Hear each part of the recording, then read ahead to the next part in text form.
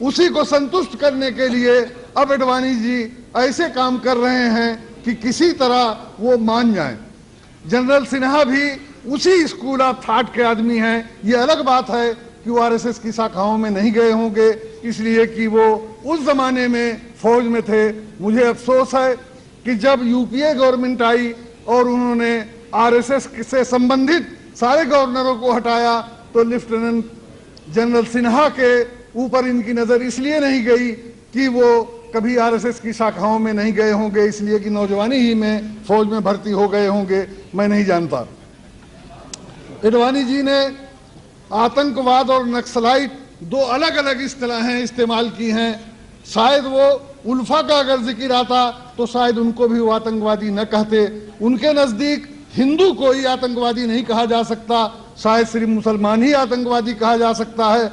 आतंकवादी और नक्सलाइट ये दो अलग चीजें नहीं हैं, लेकिन उन्होंने नक्सलाइट को आतंकवादी नहीं कह के आतंकवादी और नक्सलाइट दो अलग अलग इस्तिलाहें इस्तेमाल की। शायद ये भी नागपुर को खुश करने के लिए उन्होंने कहा था। मैं खास तौर से मैं पूरे सदन को याद दिलाना चाहता हूं, बहुत से लोग ऐसे हैं यहाँ जो 11वीं लोकसभा में भी थे और इस 14वीं लोकसभा में भी हैं, उनमें एक मैं भी हूं। मुझको अच्छी तरह याद है, मैं करीब बैठा था जब इस क्वेश्चन पर स्वर्गीय इंद्रजीत गुप्ता ने से पूछा गया कि गृह मंत्री मौजूद हैं, वो बताएं कि कितनी तादाद है बांग्लादेशी घुसपैठियों की।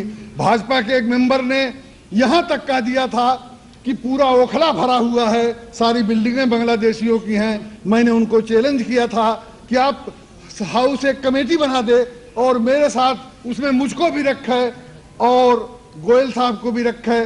गोयल साहब दिल्ली के ही हैं। अगर एक मकान मालिक भी बांग्लादेशी मिल जाए, हो सकता है कि रिक्शा चलाने वाले कुछ हों, मैंने ये कहा था अगर मिल जाए तो मैं सदन की सदस्यता से त्यागपत्र देने के लिए तैयार हूं। उस पर वो खामोश हो गए थे और उनके लोग जो थे वो भी खामोश हो गए थे।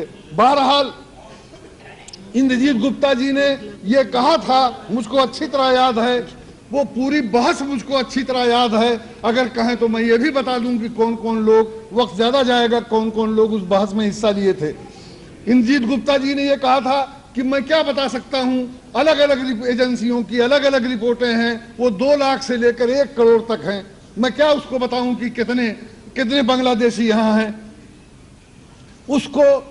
उसको अडवाणी जी जैसे सीनियर लीडर ने वो बात पूरी काट के सिर्फ 1 करोड़ का शब्द उनको याद रहा, ताकि भयभीत लोग हो जाएं कि अरे बाप रे 1 करोड़ यहाँ पर हैं। बांग्लादेशियों के नाम पर बंगाली बोलने वाले मुसलमानों को पूरे मुल्क में जिस तरह सताया और धमकाया और प्रताड़ित किया गया है, मैं बंबई गया था, मैंने अपनी आंखों के साथ देखा कि उनका सिर्फ एक जुर्म था कि वो बंगाली जबान बोलते थे और उनको, जैसा कि हमारे वासुदेवाचार्य जी ने बताया कि बशीर हाट को उन्होंने बांग्लादेश में मान लिया था। मैं ये नहीं कहता कि कोई बांग्लादेशी घुसपैठिया यहाँ नहीं है, ये इंसानी फितरत है। अजल से, जमाने कदीम से, जब आर्यन बेहतरीन चरागाहों की तलाश में ईरान और इराक जहाँ चरागाहें नहीं थी, हमारे देश में आना उन्होंने शुरू किया। हूण कुषाण से लेकर मुगलों तक वो सिलसिला जारी रहने वालों का बेहतर जिंदगी की तलाश में। हो सकता है कि बांग्लादेश हमारे मुकाबले में ज्यादा गरीब है, हो सकता है कि अपना पेट पालने के लिए कुछ लोग इक्का दुक्का करके यहाँ आते हों, कहीं रिक्शा चलाते हों, कहीं मजदूरी कर